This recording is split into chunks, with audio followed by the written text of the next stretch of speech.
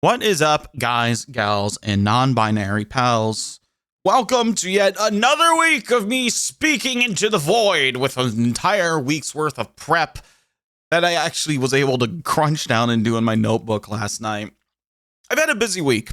I've had a very, very busy week, I should say. Even today, before I got to sit down, I like to try and sit down and do these around noon. So then I can have them up for our lovely Patreon members at 1 on Friday. If you're listening to this on the other platforms, happy Monday to you. Happy Monday to you. I hope the last week was well, and I hope we can start off this week just the way that we need to. I had a busy day. Today, I was going to go drop my car off, go get some new tires for it, because when I had gotten this car a handful of months ago, the tires were dry rotted, but I was waiting to sell my previous car to have the money to buy new tires. And I was really hoping that I was going to be able to just drop it off and then walk home and walk back. But earliest they can get me in is Monday morning, bright and early at 8 a.m., which means that if you're listening to this as it comes out, I'm going to be smack dab right in the middle of dealing with all that. Heck yeah. I'll be sitting in there, probably sipping some of their Keurig coffee with my notebook, jotting down things. Who knows? Who knows what I'll be doing? But speaking of notebooks, I did forget my notebook everywhere I went this week. I need to just start putting this thing in my backpack. It's just so much easier to leave it at my desk, though. So much easier to leave it here because I spend a lot of my time at home at my desk because I'm usually streaming. I'm usually here hanging out with a lot of members of the community doing live streams. But I need to start bringing this with me because I know throughout the week, I'm like, oh, that'd be a good thing to talk about. Oh, that'd be a fun thing to research for Booksmart. And then by the time I get home, I forget it. I don't even have like the thought to put it in the notes app on my phone, which honestly would probably be a better alternative. And maybe I just need to be a bit better about that. But I digress. In the notebook, I wrote 2 topics down. And this first one's going to be very brief. I tried to go vegetarian for a week. I couldn't do it. Not because I have this necessity to eat meats and protein stack. I don't work out. I don't lift weights. I don't do a lot of that stuff. I do a lot of cardio, but that's just a byproduct of where I work. But I try to go vegetarian because I am trying to kind of trim up and be a bit more lean. I was trying to do that because I know that, eating a lot of vegetables and offsetting your portion sizes with more vegetables helps with caloric intake. And I talked about it a little bit on show, but I'm just trying to do a little bit more to get myself into a calorie deficit. I need to do some more work on it. I don't think I need to sit here and research. I think I just need to sit here and try clean eating. Before I sat down, I had some cheddar stuffed mushrooms. Pretty darn good. I should probably read the nutrition facts on those, but those had they were cheddar and jalapeno stuffed mushrooms. You toss them in the oven. So good. So good. And then I'm sitting here sipping a banana and strawberry smoothie I put together, which is some leftover fruits and vegetables I've been able to take home from work. So I'm trying to do it. I tried to do a vegetarian. I don't think vegetarianism is the route that I should take. I think I should just start to look at what I'm eating and look what I'm taking home and just try to eat cleaner. I don't really do fast food. Obviously, we do the pizza count for show. But I didn't even submit a single slice this past week. I have 3 frozen pizzas in my freezer and some slices of pepperoni to toss on top too. So I don't know. It needs to be a thing where I just need to do a lot more carb counting, a lot more calorie counting. It's not that I'm unhealthy and it's not that I'm overweight. I just don't like how my body looks, I see myself in the morning and I look a little bit better. And then just before bed, I'm just like, what happened today? What the hell happened today? And I don't know. I'm getting older. I need to take care of myself, I think that's a big part of it. And this is what led me into my train of thought when I was writing in my notebook or what else I wanted to chat about today. And it was how thin I suddenly became in my mid 20s. Because in 2018/late 2017, I came down with a sporadic case of type 1 diabetes out of nowhere. I have a small family history of people getting type 2 diabetes, but not type 1. And if you don't know the difference, type 1 diabetes is where your body just does not produce insulin. And what insulin's job is to convert glucose from your bloodstream into energy, which is very, very brief way of explaining that. Without that, your body just lets your glucose sit in your blood. Your blood becomes more acidic. You can go into what is called diabetic ketoacidosis, which is what I went into, where your body starts to go into keto, which another diet, if you do it properly, can be very healthy, can be very beneficial. But what happened with me is that all of the carbohydrates I was eating, all of the sugar that I had eaten in all my meals was going into my bloodstream and wasn't going anywhere else after that. When you hear about people with diabetes, you will hear about people checking their blood sugar. Those are the levels. That is the big thing you look at when you need to take insulin, etc. So, in type 2 diabetes is when your body builds an insulin resistance, is when your body is resistant to the insulin that it produces, and that blood sugar just sits in your bloodstream. And this is something that is brought on by years of unhealthy diets, no exercise. This is something that your body may do and is usually found more in much older people. You know, you will find people who, in their 40s, their 50s, their 60s who fall into this. Whereas people with type 1 diabetes, this is typically something genetic. This is something that you're typically born with. In my case, at 20, whoa, how old was I? In my mid 20s, in 2017, I was working in the music industry.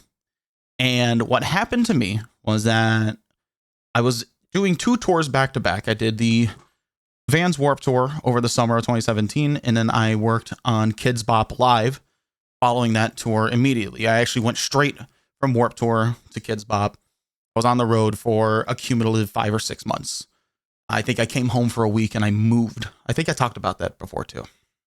During the second half of all this in Kids Bop, I noticed that over time, my pants stopped fitting. And I noticed that I was lugging around less weight. I noticed I was becoming more thirsty, but I just noticed one day, I can vividly remember standing in the tour bus, putting my pants on, and them just feeling insanely loose. When I tightened my belt, the waistband of my jeans were like bundling up because there just wasn't any more jean to fit around my much smaller waist all of a sudden. And this is because my body and their blood sugar was way through the fucking roof. Way through the roof. And what my body was doing is because it wasn't receiving any energy via the food I was eating, it was eating away at all of the fat across my body, which sounds good, right? Here's the thing. Your blood becomes very acidic. Your blood passes through all of your organs. Your body has no way to process some of the core functionality and core things that you need. And what happens when you run out of fat is that your body starts to eat away at all of the muscle. I weighed about 240 pounds, 240, 245. I am a 6'3" man. So I could wear that weight pretty well, but I was, chunky. By the end of it, I had lost and went all the way down to 150 pounds. I lost nearly 100 pounds in the span of 2 months because of this. During those 2 months, my body was trying to process and filter out everything through my kidneys, which meant that I was drinking nothing but gallons and gallons of water per day. While I was on tour, I was stealing a case of water to keep to myself every single day. And I would go through the entire case of water over the course of the day, which also meant I was pissing every hour. Every time. For 2 months, I never slept more than an hour because I would wake up and I would have to go to the bathroom so badly that it hurt. And because I was so damn thirsty the entire time. And in that tour, after this had been going on for a couple of weeks at this point, I remember stepping off the bus in Davenport, Iowa, and opening up my phone. And I started to put my symptoms in WebMD because I went from losing weight and looking good to losing weight and feeling awful. And I put my symptoms in, and it said that these are symptoms of type 1 diabetes. Now, There's some skepticism I had with that because anytime you Google, I've been sneezing all day, I have a bad cough, I feel sore and achy, it's going to tell you have stage 4 cancer. It's going to tell you the worst possible thing because that's just what happens. That's what happens when you use the internet to be your doctor. So I had a little bit of skepticism. And I reached out to my mother and she was like, nah, you don't got diabetes. You're fine. I don't think that's what we're looking at here. Which, I mean, it's fine. You know, I know that she's hearing this right now. Happy Monday morning, Mom. Good morning. I hope you have a wonderful day at work. Fun fact, my mother is the reason why this episode comes out at 4 o'clock in the morning on Mondays, because I want to make sure that she can hear it the day it comes out, because I know she loves listening to these things. But I digress. I know she would take that back in an instant, having said that. But moving forward, I'm still feeling like crap. The end of the tour is winding down. I actually leave the tour before the last show because my father and we booked a cruise way earlier in the year before I had any of these booked up, and it just lined up just perfectly enough to where I could weasel my way out of the tour to go do this vacation with my dad. All the while losing weight, feeling awful, not sleeping, peeing all the time, drinking from every single water fountain that I see. And it's a cruise, so there's a lot of alcohol, and there's a lot of alcohol with sugary drinks. You know, there's a lot of alcohol with like juice in it. There's a lot of drinks that have a lot of sugar in it. I remember distinctly too, I was drinking this drink over the course of that weekend that had like pineapple juice in it, and my tongue started like cracking and it was not healing. It was the worst. But the cruise is over. I go home and it's just like a week or 2 weeks of just misery. And I remember my dad was just like concerned. Apparently, and I heard this after the fact of everything too, apparently my parents both thought I was on drugs. He's losing weight. He looks awful. He's not eating. He was like, maybe he just doesn't have any food. Maybe he's like very proud and he doesn't have money for groceries. And maybe this is what's happening. So they took me to go do a giant grocery trip. And he stopped before we left, after we checked out. You know, grocery stores, they have a restaurant kind of in the front. It was like a Hardee's or something like that. It was a burger place. Bought one burger and we sat down and he said, eat this. And I couldn't. I took a couple of bites and I just couldn't make it through this. And he goes, what happened to you? Last year, you would have been able to pound this thing in like 5 bites and be done with it. I'm just like, I don't know. I just lost my appetite. I just can't. I'm tired. I want to go home. And I think within a handful of days after that, I was on FaceTime with my mother. I had my shirt off. I went to the bathroom to go wash my face. And I leaned over the camera and she said she could see my rib cage. She was hearing everything that was going on. She told me to go to the hospital. I think to the effect of go to the hospital or I will fly down and I will take you to the hospital myself. I drive myself to an urgent care.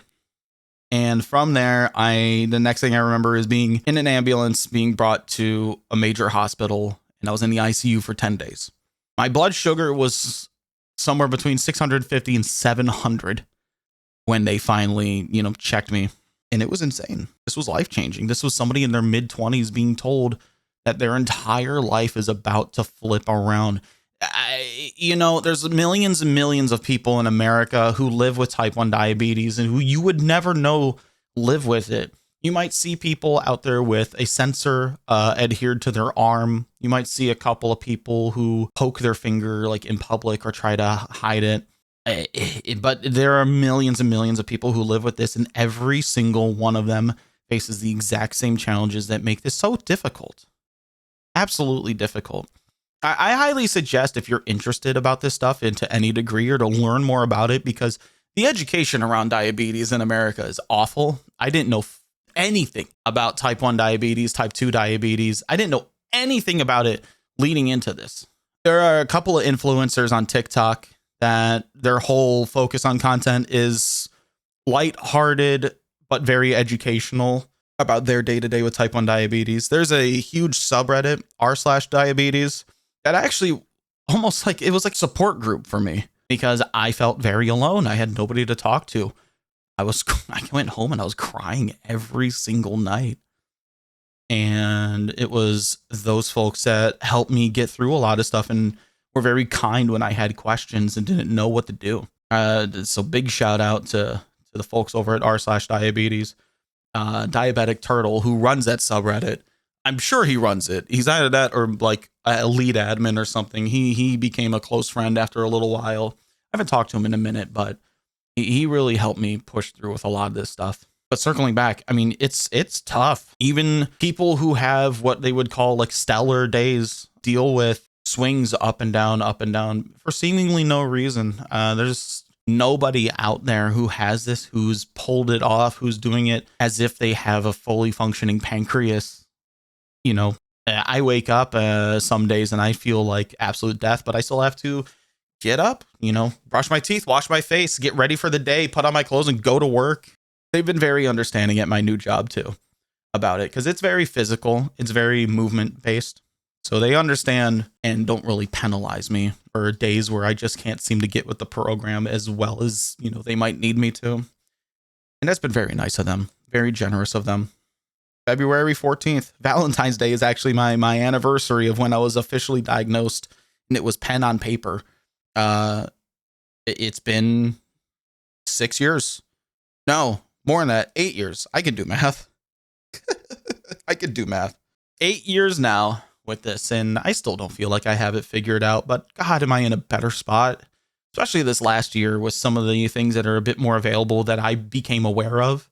Over the last handful of years, I have lost a job or two, which lost me my health insurance, which means that there was a period of time where I remember actually when I was let go from a startup company called Ping, I was given a severance, and most of that severance had to go to insulin because without insurance, I was paying genuinely $1,000 to get my insulin pens. Nowadays, there's a lot easier stuff for me out there. Walmart has a brand where they make medicine and generic goods, but they make a couple of different varieties of insulin, and I can get a vial of that for around $25, which is really good. And honestly, it's really funny because instead of being on two different kinds of insulins, one being long acting, which I would take every 24 hours, and one being rapid acting, which I would have with every meal, I have this one insulin that kind of nestles in between. It's called Novolin R, and it's a little slower acting, but because it's easier for me to time my meals out, it's easier for me to predict my days and how they've been lately. My overall blood sugar has been so much better, actually. Instead of working voltilely, bodily. Instead of working very rapidly, and very haphazardly with everything, it's something where it's just I basically just have insulin on board all day. And if I'm going to eat something that I know is very carb heavy or has any carbs in it, I just add to that insulin that's on board. It's very macro thinking instead of micro thinking, which is what I was doing with the rapid acting insulin. But that's just my day to day. This is the life I live. It's just so interesting to be on this side of a coin I didn't know existed. I mean, I have to make accommodations for myself that aren't really something to the scale of wheelchair accessibility or something like that, or handicap doors. It's physical, but it's not movement, right? I can walk and talk and do everything, but I have a disability. I have to sometimes use, for instance, this happened last time I was in Florida. We were at Disney with my family, and I needed to give myself insulin, and I refused to do that in a bathroom where someone just completely nuked the living hell out of it in the stall. So I go for the family single room bathrooms because those are generally much cleaner. People are in there not because they just have to go to the bathroom, but because they have to change a diaper or something like that. But I always seem to get a dirty look every time I walk out. And it's because on the cover, I just look like a dude who just used a bathroom that wasn't intended for me. But it's because I'm in there with a vial and syringes and a glucose tester and all this other stuff. Sometimes I wish it was easier for me to wear a lanyard all day that would inform people. But at the same time, I refuse to let being a diabetic be my identity. I refuse to sit there and let a number on the screen of my phone or on a tester or a meter define who I am in that moment. I have, instances where some things are a bit more difficult because my sugar is high or my sugar is low, but that's just me in the moment working with what I have to do with the cards that I'm being dealt. It's not because I am the cards, it's because I am holding the cards. And it took me a very long time to grasp that. I've written so many poems and haikus over time and other journal entries talking about the number in which I suffer, the stress, and how difficult this can all be. It's something that I have come to terms with, but man, is it not something I would ever wish on the worst of my enemies at all. To put a positive spin on it, though, it did serve as a wake-up call to live healthier. I try to live a lot healthier.